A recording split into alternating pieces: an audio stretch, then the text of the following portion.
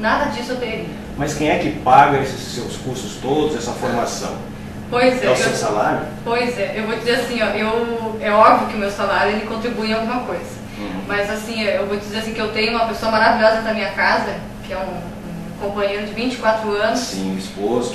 Com meu esposo, com certeza, que é o que me ajuda nesses sonhos que eu quero ter cada vez mais a estudar. Porque é uma coisa que realmente eu gosto muito, é de estudar. Adoro estar por dentro da política da educação, adoro estar por dentro disso. E isso a torna melhor professora, melhor diretora no dia a dia. Em toda todos, essa sua formação. Em todos os sentidos. Mas isso então não é para ganhar dinheiro? Não, eu te digo assim, não é na questão de ganhar dinheiro. Agora tu imagina assim, no meu caso ainda, eu ainda tenho uma pessoa que ainda me ajuda a realizar esses sonhos. Mas um professor, ele é um profissional. Como é que tu quer que uma pessoa que vai tornar um cidadão pesquisador, crítico, autônomo, se ele próprio não tem isso?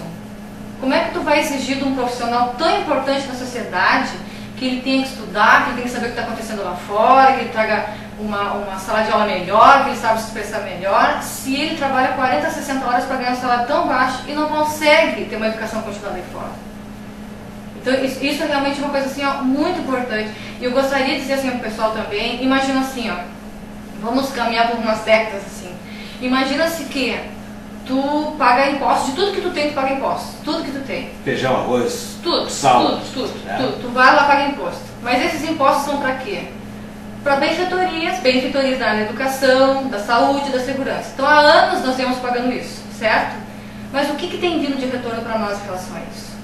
Então chegar a dizer assim, ó, deixa os professores lá, que não vai dar nada, então as coisas não vão continuar, mas só um pouquinho, mas nós todos pagamos impostos. Nós todos estamos nessa caminhada e nós não estamos recebendo o retorno disso.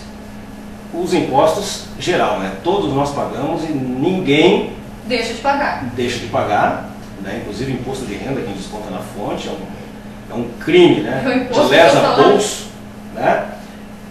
O ICMS, todos os outros impostos embutidos nos produtos que nós compramos, consumimos, isso é um roubo para mim, na minha concepção. Por quê?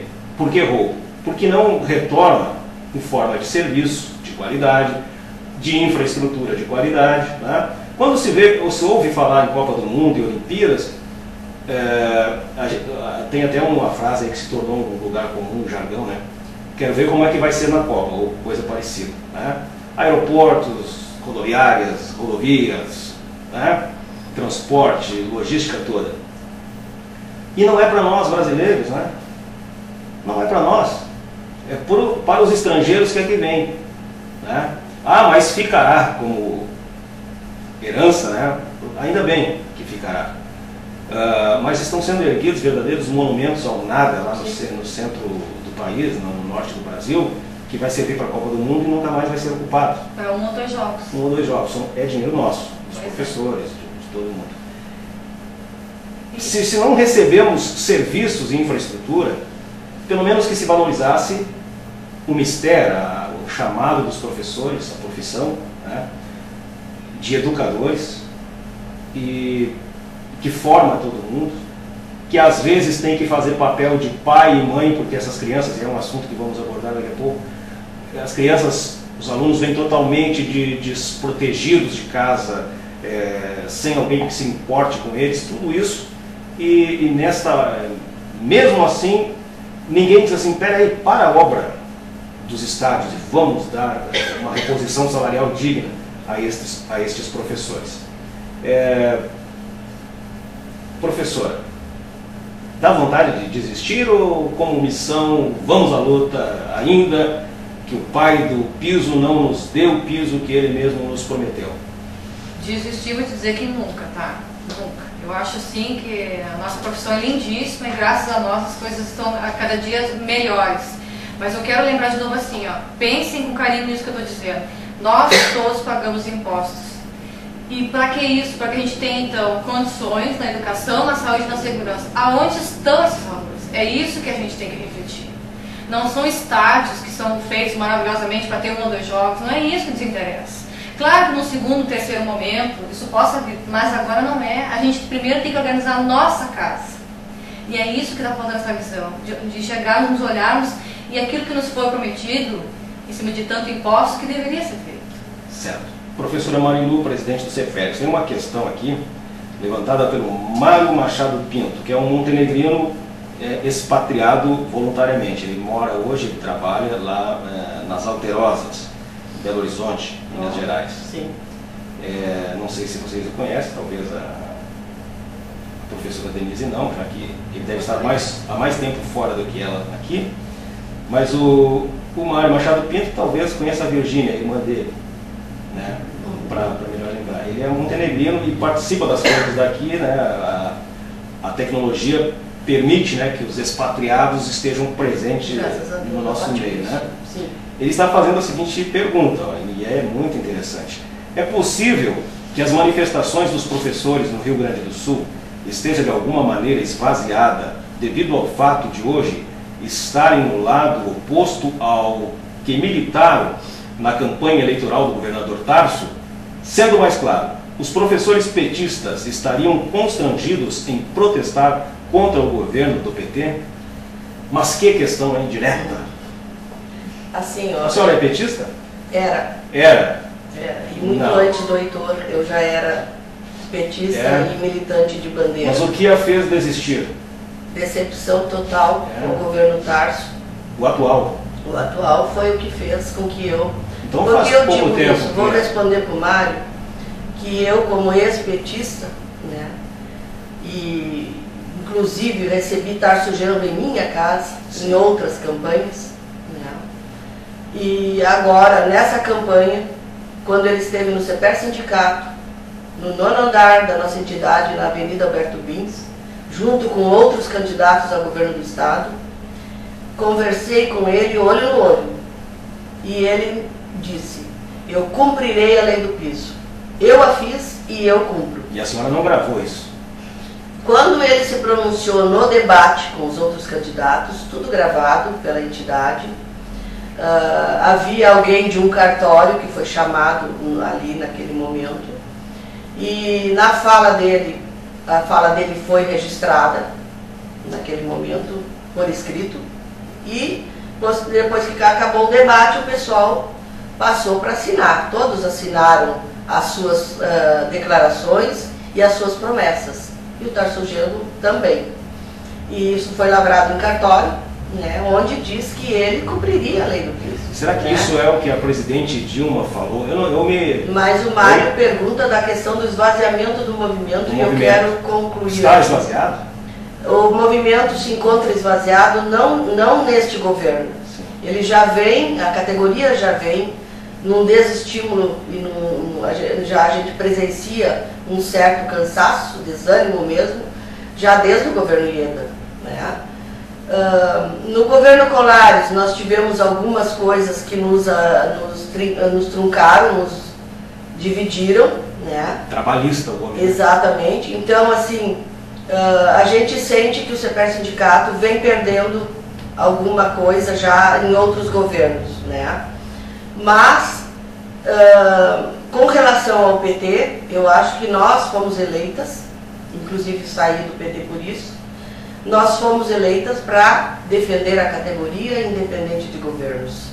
Não nos interessa que o governo está lá no Palácio Piratini. Mas né? é isso aí que os trabalhadores têm que ouvir, né? E nós lutamos pela categoria. E a Rejane, nossa presidente, eu sou diretora-geral do 5º Núcleo.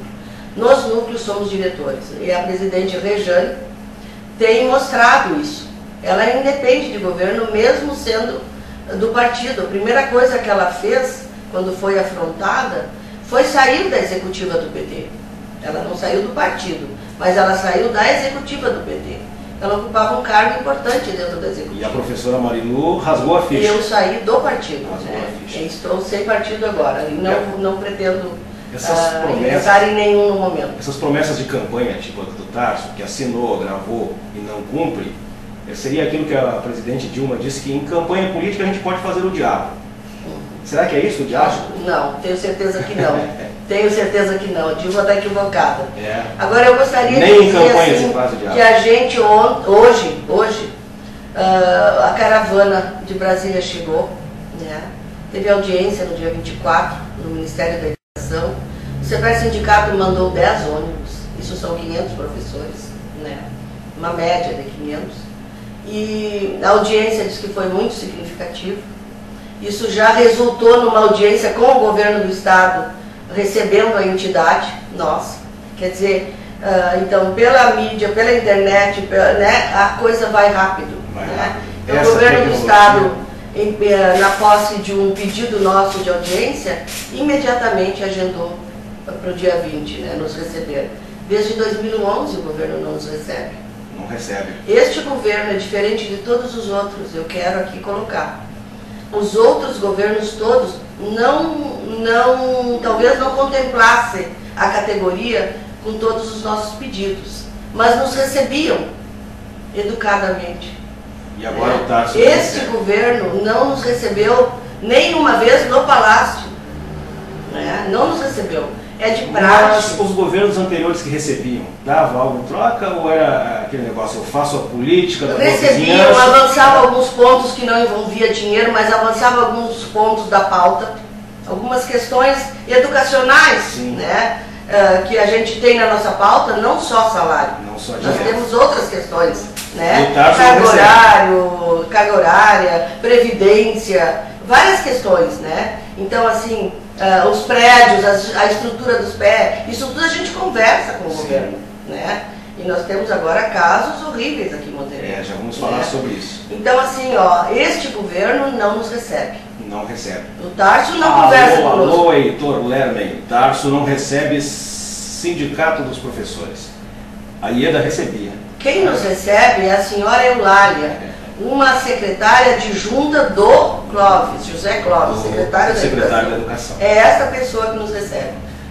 Na quinta-feira houve uma passeata aqui em Montenegro e eu queria saber da professora Marilu, que tal? Como foi? Esta mobilização foi aprovada em Conselho Geral do CEPERS, onde participam todos os municípios do Rio Grande do Sul, né, onde eu faço parte.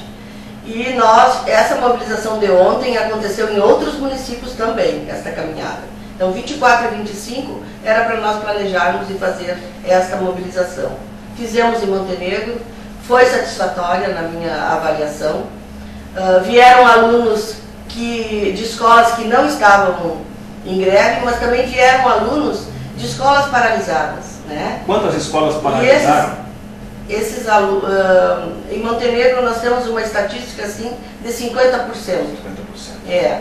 Inclusive em Maratá, a escola Engenheiro Chaves, que a gente não tinha esse retorno antes para colocar. Vieram todos para o centro da cidade? E Vendinha, a escola Dom Martinho, que também para nós é histórico a participação dessas valorosas professoras. Vieram para o centro da cidade, fizemos um trajeto, né, com alunos, com pais.